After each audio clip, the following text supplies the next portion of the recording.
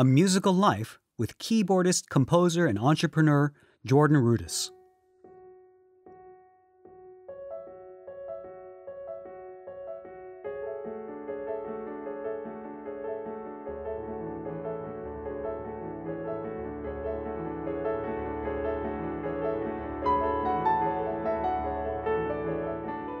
Jordan Rudess is a member of the progressive rock band Dream Theater and was voted the best keyboardist of all time in a poll by MusicRadar.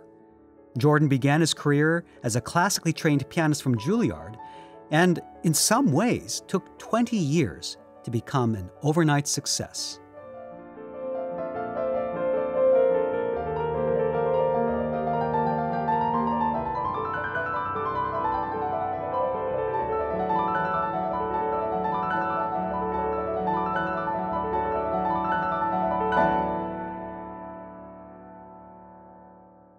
This episode of A Musical Life is brought to you by AirTurn, the makers of the #1 page-turning pedals for tablets and computers and accessories for digital musicians.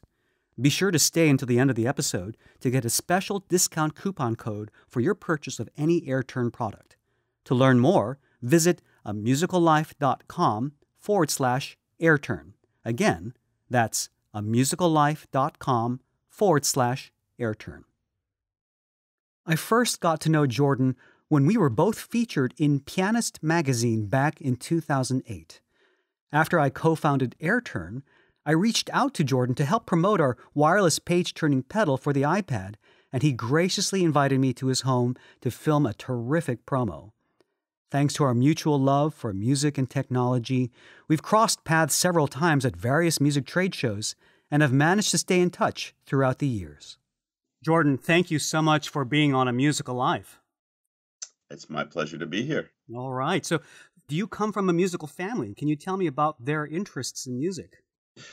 Sure. My family was not really a musical family. Nobody played an instrument. My mother always said that she loved music and would go to concerts and listen to, go to see Leonard Bernstein and sit, even if she didn't have a ticket, she'd sit outside and hear the sound from, a step outside an amphitheater and really enjoy it. But nobody played. And that was the funny thing about, me being, into music and being a musician. Just, if it wasn't for a set of circumstances, it would have never happened. Can you elaborate on those circumstances that got you into music? I know there's a story about your second grade teacher telling your mother about your amazing piano abilities, and the fact was you didn't even have a piano at the time. Right, absolutely. I was going to, second grade, and there was a classroom. There was a piano in the corner, and I was really drawn to it. And the kids would sing these little songs, and I figured out how to play them on the piano. And my teacher called up my mother and said, "Oh, your child is playing the piano so beautifully in the classroom. It's so nice to have him do that." And my mother said, "Well, are you sure you're calling the right family?" Because we didn't have a piano, and she knew nothing about it. And the teacher basically said, "Well, you should get a piano because he really seems to have a natural ability at the piano."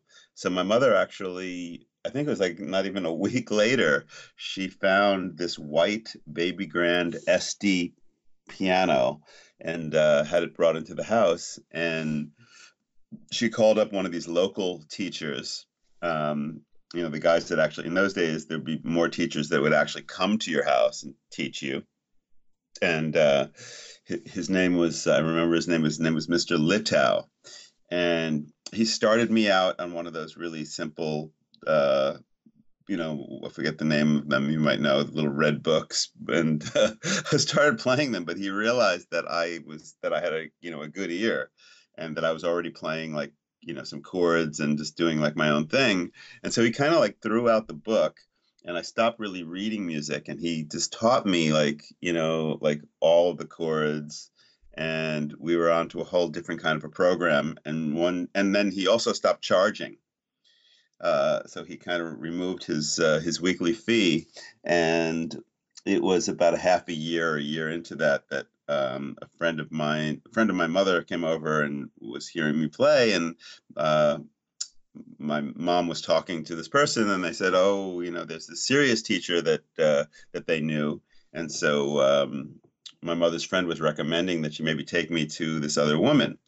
So that's basically what happened. So I was brought to this woman. Her name was Magda Stieg, and she was a Hungarian woman, and her son, uh, whose name is Bruce Stieg, had graduated Juilliard, but he left the classical world very early to become the pianist in Guy Lombardo's band.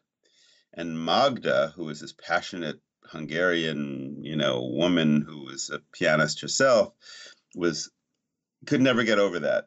So when she met me, she, had the plan that I was going to she was going to get me ready to go to Juilliard. She was going to train me, and then I was going to stay and be a classical musician. So I left Mr. Littau and started studying with Magda, who used to give me these little kicks under the table, when I didn't position my wrist right, or I hit a wrong note, or nothing too harsh, but definitely, something to wake me up. And as hard as it was studying with her, I really loved her. I thought she was great, and she did prepare me to, for the Juilliard pre-college audition.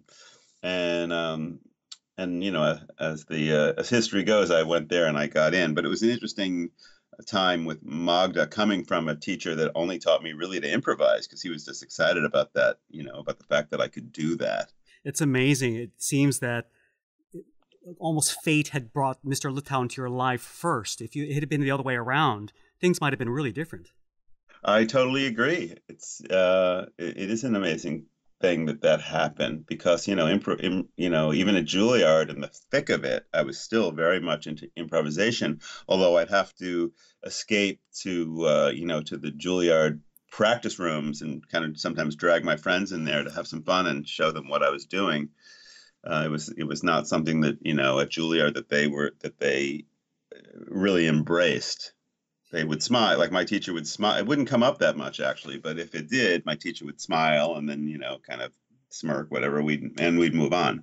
But actually, I had one of the great things is I had a teacher at Juilliard who was a very creative person. His name was Joseph Lyons, and he was also really excited about my skills outside of just playing classical music, and he would always turn me on to interesting music. He played The Rite of Spring for me, and he played Mahler for me, and he played other Beatles records, and just he took me to see Tommy, the Who's Tommy, when I was 13, which was a total mind-blowing experience for a young Juilliard kid. Never seen anything like that.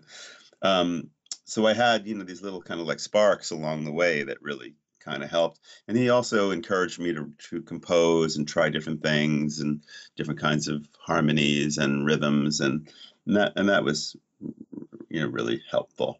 So I'm going to jump ahead to your teen years, when you started getting interested in electronic instruments and synthesizers.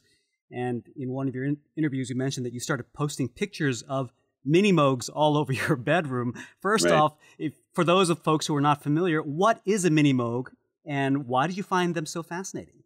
Well, I started to hear some like progressive rock music. Some of my friends were listening to things like Yes and Genesis and Pink Floyd. And one of the guys that was playing Mini Moog at the time is Rick Wakeman. Now, the Mini Moog is an early Moog synthesizer. It was really the first very commercially popular portable Moog synthesizer. Unlike a big modular synthesizer with all the patch chords, the Mini Moog didn't have any patch chords, but it was a very powerful and flexible instrument. And so, my keyboard heroes at the time played Mini Moogs. So I was really attracted to the sound. It was so interesting to me, the idea of playing a keyboard, playing black and white keys, but triggering this other kind of sound.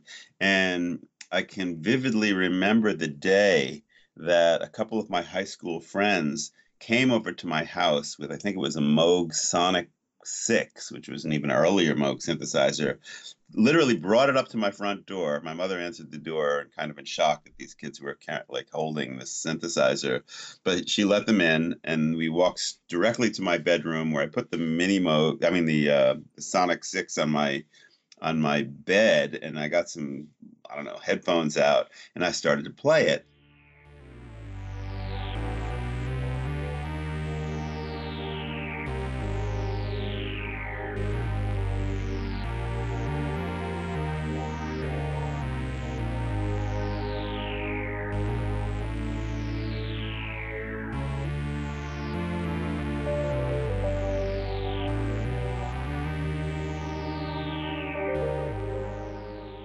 I was so taken with it. I can remember playing the keyboard, and at the same time I was playing the keyboard, I was turning the knobs and I was hearing the sound. I think I discovered the cutoff filter, which is basically a filter sweep, which just kind of changes the harmonic content of the sound. So I'm playing the keyboard and I'm moving this knob and it's changing the tone. And I thought it was absolutely the coolest thing. And then in further experimenting, I realized that you could actually change the pitch of the notes when you're playing the keys. And that was an absolute game changer for me, because the idea of changing the pitch of a keyboard just seemed like such an amazing thing to me. And it was so different than anything that I ever knew. So at that point, I had to have one. So I was posting pictures all over my room of these things, and I started to listen to some other music as well. I remember hearing Patrick Moraz and some things he did on the Refugee album years ago. He played like one solo in a song called Someday, which was so amazing. It had such great pitch bending.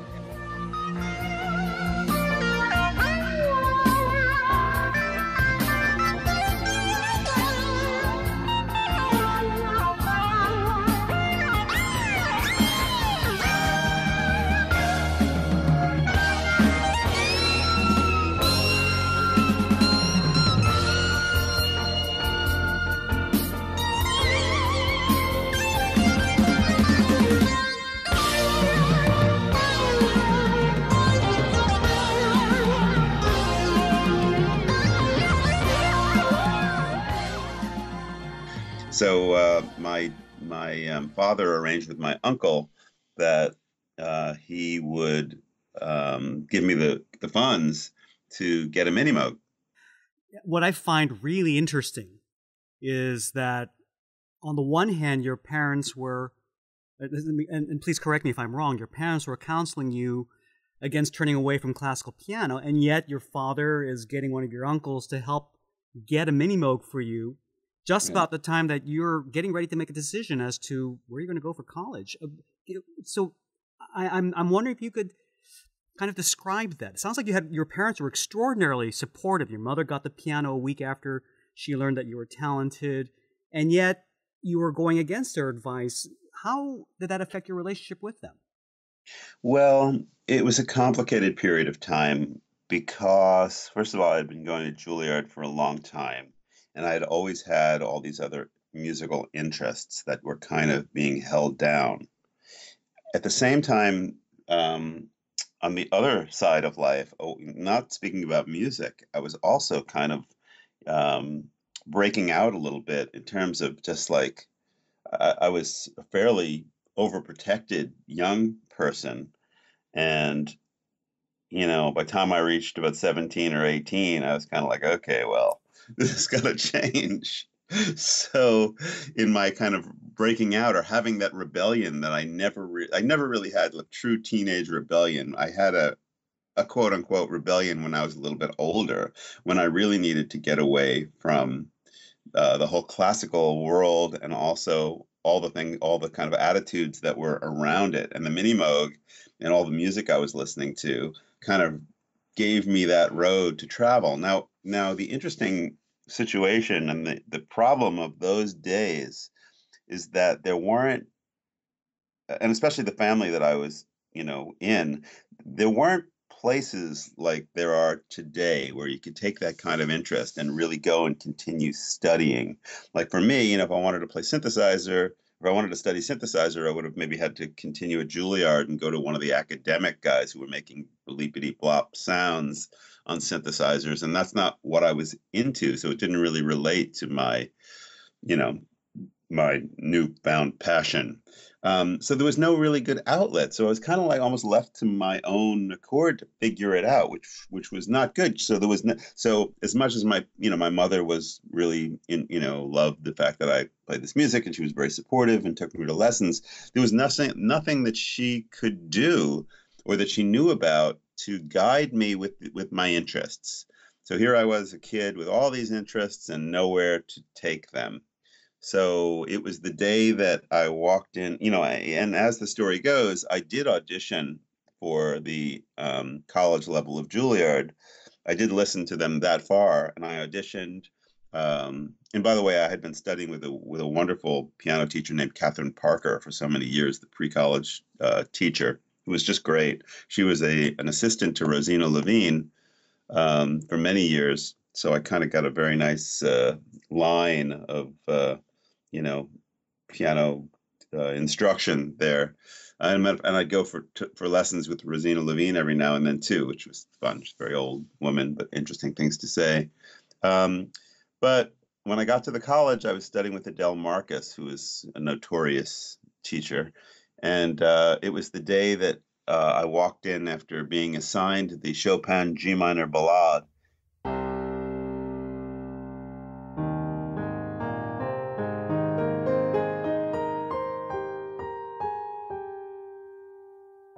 I started to play it for her, and she came over while I was playing it and took the music away.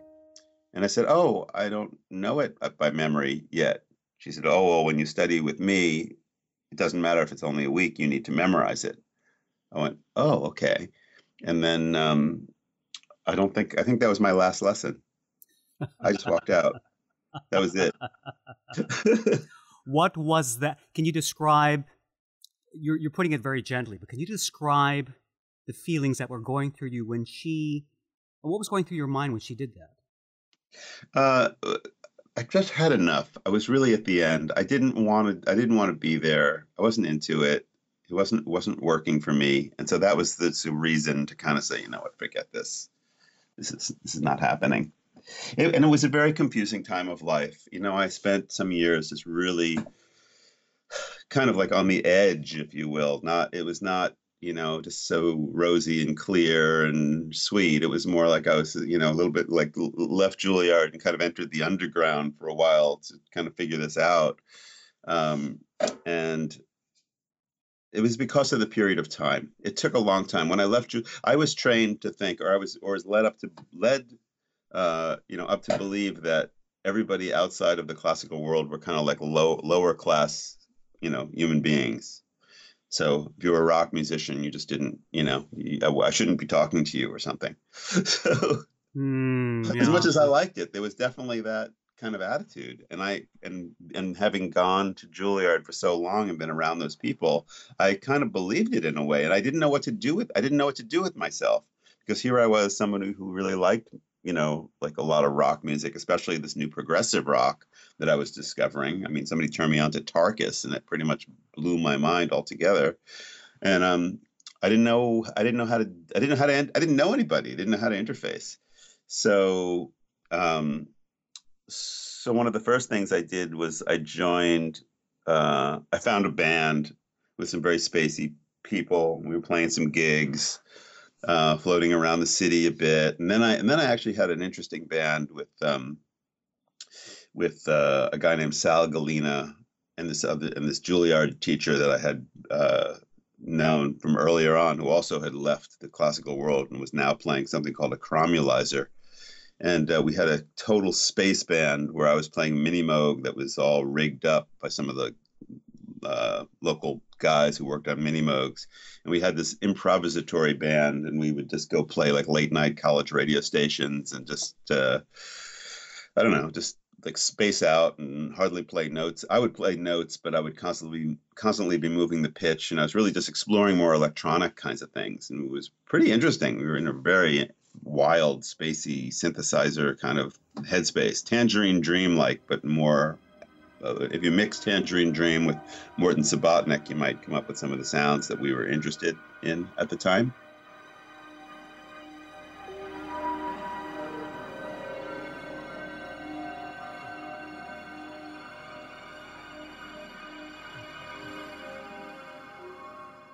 But that kind of lifestyle pattern, although it was interesting to me, wasn't especially clear, and it also wasn't bringing in any money, and so I needed to figure things out. And I made my way to Baltimore because I had met this girl I was interested in. And to make a longer story short, on that account, when I got to Baltimore, I joined a band, and that band was called Apricot Brandy, and they were a really good band, and they played the local club scene.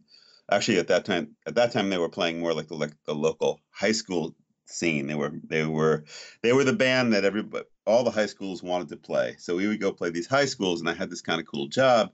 And one of the guys in the band was a really, really talented guitarist who was also interested in prog. And we would go to these high schools, and we would play like, Welcome Back, My Friends, ELP, and then we'd play some ridiculous original and like all these odd time signatures. And then we'd play, like whatever pop hits, and rock hits at the time there were. So most of the night would be just playing cover songs, and, and we would throw in these ridiculous things when the kids would stop dancing and look at us like we were from outer space. So yeah, so I made my way, in these spacey years trying to figure it out, doing all kinds of things. I also supported myself for some years just playing piano, like playing in hotels and playing in some bars, and whatever it took to kind of keep floating as a musician, because I've never done anything else. I mean, I've always been a very one-sided kind of a person.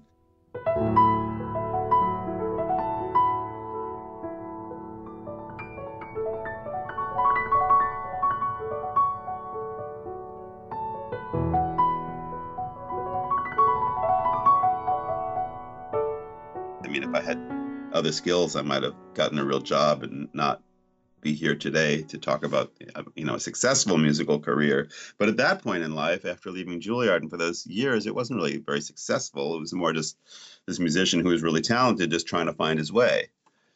Finally, that led me into New York City, where I was working for a computer company, doing some very interesting music and graphic stuff. But the problem was they were doing it on 8-bit computers. So the graphics and the music, as interesting as the ideas were, they were not very grand.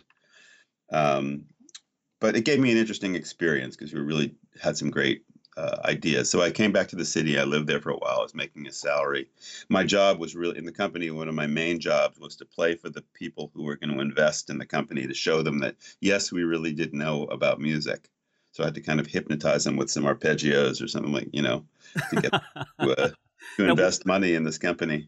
Now, were you playing on? So was this company making musical instruments, or what kind of company was this? They were using the Atari and Commodore computers and building software. I think the software, if I remember from the day, was called Virtuoso. I think I've heard of that. And yeah, it was a pretty cool pattern-based idea where you could assign these patterns, and you could take any pattern and assign it to be a rhythmic pattern or a pitch pattern, and invert the pattern or put the pattern in retrograde. It was all very pattern-based. And the user could use a little, I don't remember what they called it at the time, it was like kind of like a trackpad, and manipulate the patterns around. It was great. The only problem was the 8-bit machines didn't have good sounds or good graphics. So that was a slight problem.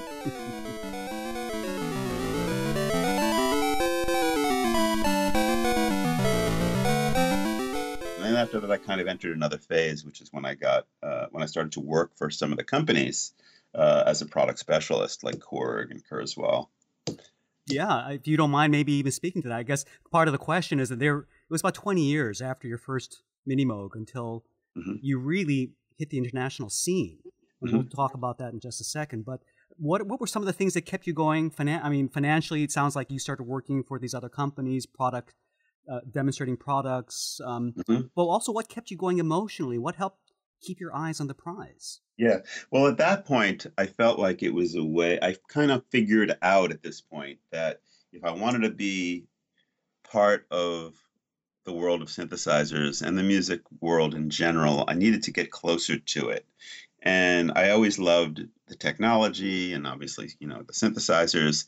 And so the idea of working for one of the companies that made the synthesizers was kind of cool because it was able to give me a salary and also brought me closer to the instruments. And at the same time, it brought me to places where, a lot of musicians gathered, so I could finally start to meet people, which functioned so well for me because I would go to these shows like NAMM shows and things like that, and I would always prepare like a really cool piece. I would write like a demo piece, and I get a chance to play it. In those days, there was even more music. The companies were more into having having me play like at the shows and really do kind of like a performance. We did all kinds of cool stuff in the days of the like Korg back then. Like we did one year where it was like 3 keyboardists as a band, me, Jack Hotop, and this other friend of ours who we call Skippy, and we did this crazy progressive music that we wrote, and people would start to take notice. I get all kinds of people just starting to come up and talk to me. In magazine, people would start to write about me. It was that period of time that Keyboard Magazine started to kind of take notes and mention me in all their reports about these shows. So, and that was great. Gave me a chance to get out and really play. After taking a break to record my Listen album, which was kind of my the real first album. Arrival was more a release I put together that was released on cassette and was a collection of music that I, put together. But Listen was my real first album. So I took a break from Korg. I wanted to try making an album. I lived in Arizona for like 7 or 8 months. I made this crazy album where I wrote all the music and I sang and I played, and it was very progressive. Did you do any special promotion for that first CD, for your Listen CD? Were you promoting it in any special way? It was out on Invincible Records. So he was a new age label that discovered my music and for a variety of reasons decided to invest a bunch of money in it. And then he really didn't have even though he was a label, he didn't know anything about promoting progressive rock music.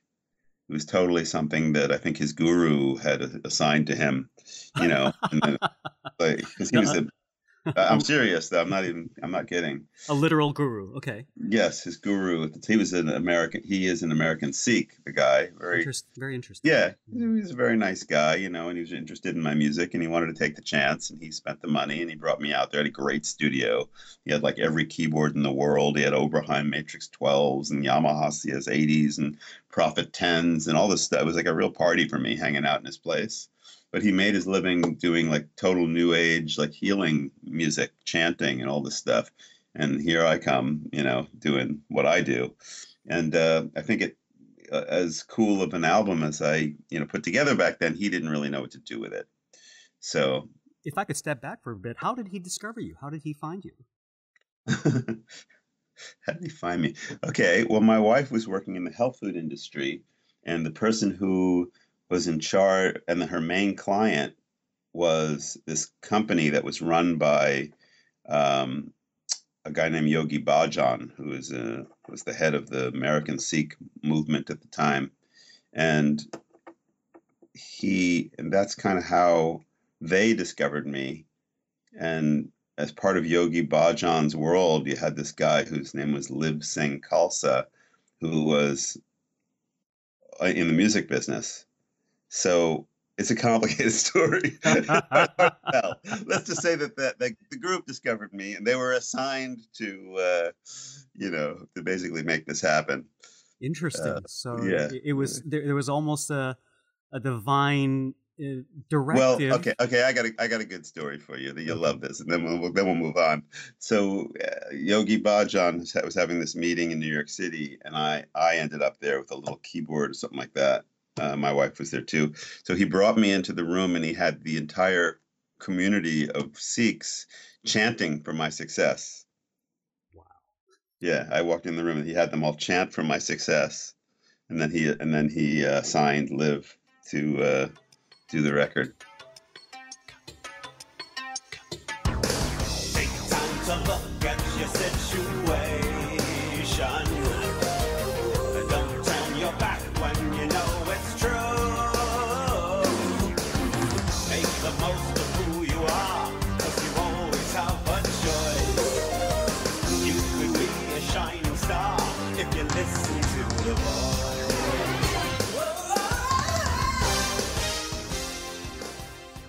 While I was working for Korg, Jan Hammer was trying to reach me, and he was trying to reach me for a while, and finally he did. And I was at the office out in Westbury at the time, and one of the Korg suits came up to me and said, "Oh, Jan Hammer is trying to reach you."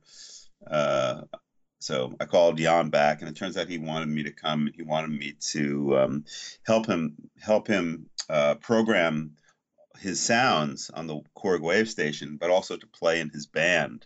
He wanted to do a run where he and Tony Williams, the drummer, went out and played some Jan music, like from Miami Vice and some of Tony's music, and just go out and do a tour. So I had actually gone and did that gig. So anyway, I did that, and it was a great step. I have, there's even a video online of me playing with Tony and Jan and Fernando Saunders, the bass player, at, I think it was the Montreal Jazz Festival. It's fun YouTube stuff.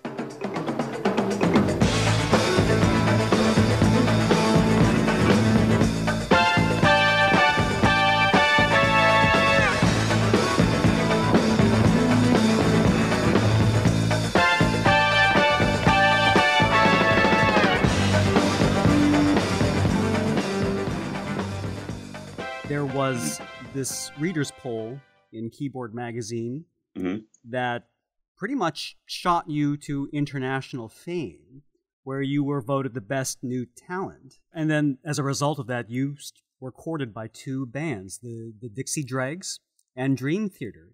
Well, what happened with Dream Theater, what happened was that they were looking for a keyboard player, and they had heard through Jerry Goodman about, I think Jerry Goodman, who was the violinist, of course, for the Mahavishnu Orchestra and then for the Dregs. Jerry was talking about me quite a lot.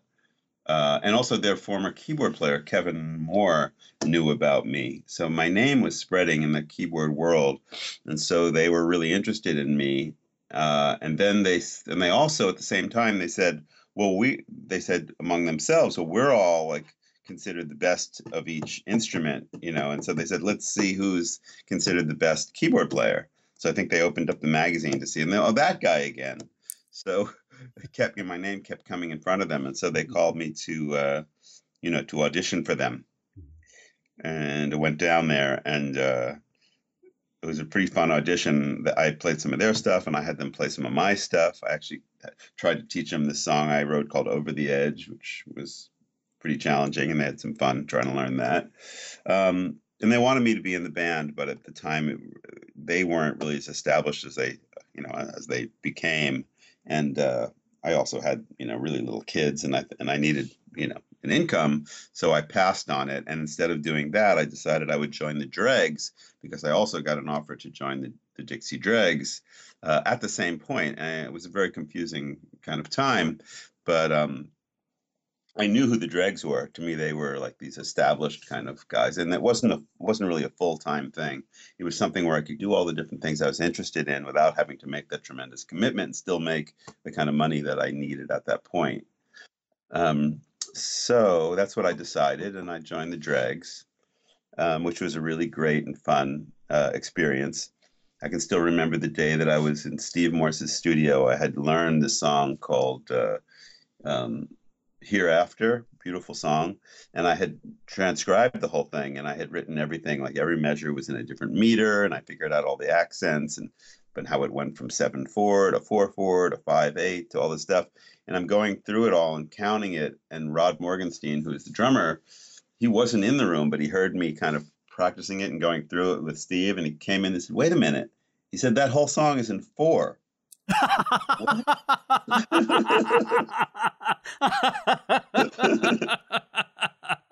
Oh man. But the reason I thought it wasn't was because he never hits the crash cymbal on the one. It was all, all the crashes are and the kicks were like somewhere else, but the whole thing really revolves around 4. So that's how I met Rod, which of course turned into a whole another part of my history with the Rudess Morgenstein project. That's so cool. So, yeah. So then you became the full-time keyboardist for Dream Theater a few years after that, in 1999. What Right. changed for you to enable you to join the band at that time? Was the band simply able to provide what you needed to take care of your family? Well, at that point, when they asked me again, I had already, well, we were at the end of doing our second liquid tension experiment record. The first liquid tension experiment record, which was me, Mike Portnoy, and John Petrucci of Dream Theater, and Tony Levin, was an unusually successful instrumental record. Basically, the Mike called me up when he was asked to do these records with Magna Carta Records. He called me because he thought, oh, well, let's see if Jordan wants to do it, because he met me when I auditioned to Dream Theater. But of course, I didn't take the Dream Theater gig at that point, but he still wanted to, have me do the liquid tension thing. So I did that, and those records, both of them were very kind of successful in that instrumental rock space. And I really enjoyed working with those guys. It was a lot of fun. They enjoyed working with me. I learned a lot more about who they were. And Dream Theater, meanwhile, had progressed. They put out, they had toured with the Awake album, and their career just looked in a much better place to me. I think the other one they put out was Falling into Infinity. And maybe even Change of Seasons in that period of time. Yeah. So towards the end of the sessions, they asked me again. They said, Jordan, well, if we asked you again, what would you say? I can remember this, like, sitting down there, and I'm like, Mike was like, hypothetically. Like, And what was your answer then? So I said, you know what, guys, that sounds really cool. Let's do it. So that was the start of this really big chapter here 16 years later with the group. Now we're still kind of going strong.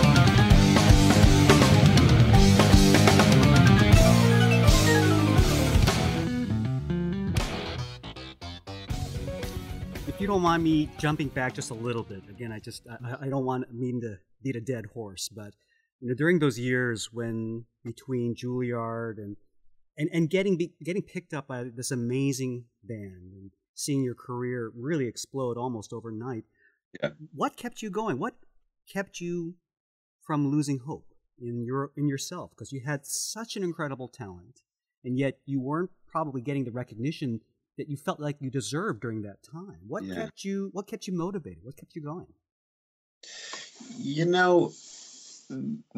I guess the bottom line is that I'm a person who survives, or maybe you could even say floating kind of in a different way than most people. I mean, I'm really, I have music on my mind all the time, and I tend to block out a lot of other things in life. And I'm not, I'm pretty good at not filling my mind with a lot of details, and I can kind of allow myself to be musical. Maybe that's why I can sit and improvise. And, for me, that's like putting myself in that headspace is almost like my drug, if you will. It allows me to feel connected and focused. And that kind of connection that I feel like if I'm just sitting at the piano and playing, maybe by myself or maybe for some close friends or even in performing, that connection to me is what it's all about. And that's the way in my life that I can feel, kind of whole. So even if I was playing in a bar, down in, Maryland somewhere and just sitting at the piano, if I could find that space, if I could resonate with my music and feel like that, that meant everything to me. I was just as happy, doing that as if I'm playing in front of, you know, 700,000 people at some crazy rock festival. It's just as much allowing me to be complete. So it's never really been about the money uh, or about the fame. It's always honestly been about this musical passion and the fact that music helps me and helps people just make a connection. It's like a spiritual connection, with what's around us. So I think that's what has allowed me to pursue it and stay focused. And that's kind of why when you meet people, who ask about having a musical career, you say, well, you have to really, really love it to do it. Because if you don't, it's too hard. It just is. So, yeah, that's my answer. That's my answer. That's an amazing. It sounds like you found the secret of contentment as a musician in your music, and that's an incredible thing to hear. Today you hear so many people, worrying about career, worrying about getting fans, where are they going to get their gigs, getting exposure, publicity, and yet you found yourself centered in your music. Yeah, I think that's that's a very lucky thing in my life. Definitely. I mean, I use my music as a source of meditation and healing, and I also use it as a source of communication for other people. And it means. I mean, as you know, as well as anybody, it means so much. Music is so deep. You know. You're enjoying an incredible career right now, touring, recording with Dream Theater, solo projects, and you're also involved with several entrepreneurial enterprises like your online conservatory, Wisdom Music, which is a software company creating tools to work with tablet computers, as well as a games for learning pitch and chord recognition, and recently becoming the director of musical experience for Rolly Labs, which makes this incredible Seaboard keyboard. Now, for a lot of folks, this level of success would go straight to their heads, but I've had the great fortune of meeting you several times in person, and I still remember that lovely visit to your home. You remain one of the kindest, most generous men I've ever met. I'm wondering if you could speak about what keeps you grounded as a human being and artist in the midst of this tremendous success. Oh, that's so nice. Thanks, man. So, yeah, I just love what I do. I mean, this is everything that I do is just because I'm so interested. I mean, the Wisdom Music thing, I can remember I was sitting there like with one of the early, I think it might have been a prototype or like the first iPhone, and it had a ridiculous, like almost drawn keyboard on it of like half an octave. And I was sitting there making a horrible sound. And my wife and I had just invested in a beautiful Steinway piano, a 9-foot Steinway, which you've played. Beautiful And, instrument. but I'm yeah. si- but I, yeah, when I'm sitting there playing this, and my wife making whatever horrible sound, and my wife said to me, "So what are you doing? Why are you sitting there playing with that stupid thing? We just bought this incredible piano." I said, "No, no, honey, don't worry." I said, "I'm onto something. I really have some idea here." So what I had been dreaming about is while I was moving my finger on this surface, I was thinking that, man, this is like so cool that you can move in any direction, vertically, horizontally, and all your fingers go in a different direction. And I had the idea that it would be in a really expressive musical controller and musical instrument, really. So I started to, reach out and see what was going on in that space, which is a very vibrant startup space at that time. All kinds of creative people were doing really interesting things in the app world. And I discovered this one guy who created something which was kind of like a vertical grid musical instrument. And I thought, this is really interesting. So I reached out to him, and that started Wisdom Music, and we created an app called MorphWiz. So, I mean, these are things that just I'm so interested in. This is how I occupy my mind. If I'm not thinking about different ways to like put my finger on some kind of a surface and create expressive music, I'm thinking about like the music itself or, like performance. And none of the things, all the things that I do are just because that's how I like to. Those are the things I like to think about. That's what I'm passionate about. That's how I like to express myself. And what keeps me especially busy is the fact that I'm into all these different styles of music. Like I'm here talking to you from Poland, and we're doing a performance of my explorations for keyboard and orchestra. And that's pretty much a classical piece that I wrote with a lot of rock influences in it. It's mostly like a piano concerto, but it also has some elements where I use synthesizers and even my iOS iPad.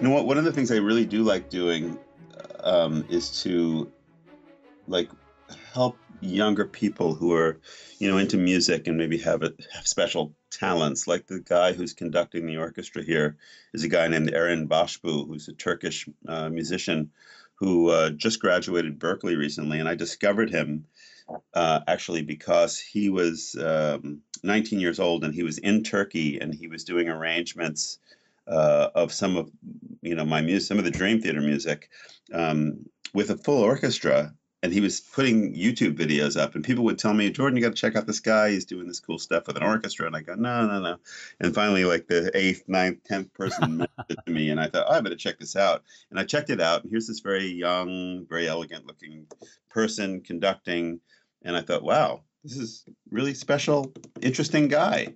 So around the same time, I was commissioned to write an orchestral piece.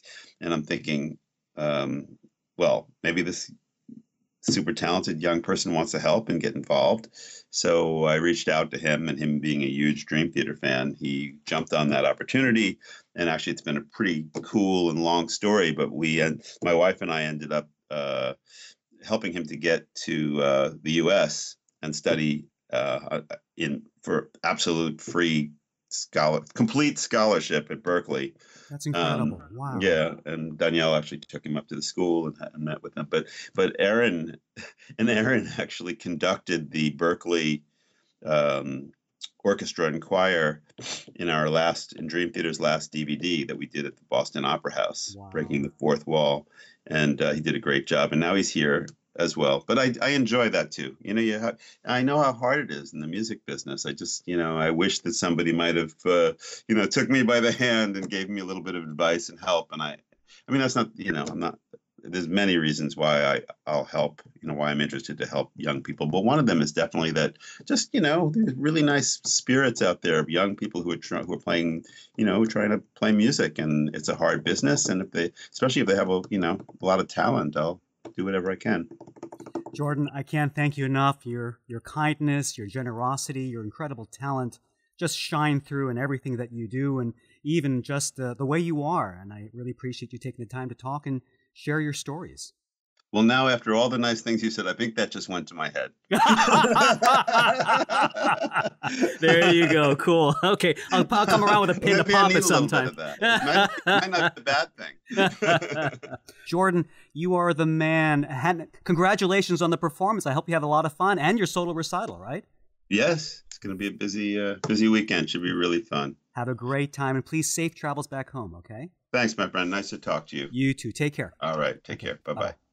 For links to all the music featured in this episode, be sure to visit the show notes at amusicallife.com. You'll also find links to Jordan's website and online conservatory, as well as a link to Wisdom Music, his app company. And be sure to leave a comment or send me your feedback by email at stories@amusicallife.com. I'd love to hear from you. This episode of A Musical Life has been brought to you by AirTurn, the makers of digital accessories for musicians like the PED and Duo page-turning pedals for tablets and computers, and the Go Stand, the world's most portable collapsible mic stand that fits into your backpack. Why deal with the hassle of sheet music binders and books when you can have your entire library in a 1-pound tablet? Once you experience the freedom of having all your sheet music with you everywhere you go, you'll want to take your music to the next level with AirTurn's line of wireless page-turning pedals for reading music completely hands-free. Check out AirTurn's Gig and Go package, which gives you everything you need for performing sheet music on the go. The AirTurn Duo page-turning pedal, Monos mount with side clamp to hold your tablet, and the Go Stand portable mic stand with telescoping boom. Visit amusicallife.com/AirTurn and use coupon code MUSIC10 when checking out to save 10% off of your purchase. Once again, that's amusicallife.com/AirTurn and use coupon code MUSIC with the number 10, all one word, no spaces. Many thanks to Korg USA for their support of this episode of A Musical Life. Be sure to check out the Korg Kronos keyboard, which Jordan uses extensively at your local music store.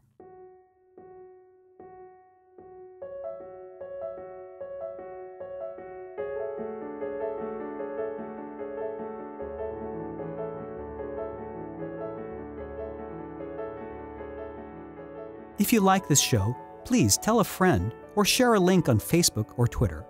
Be sure to subscribe to A Musical Life through iTunes or Stitcher or with your favorite podcast playing app, and consider posting a review. I'd really appreciate that. Until next time, I'm Hugh Sung, and I wish you a musical life.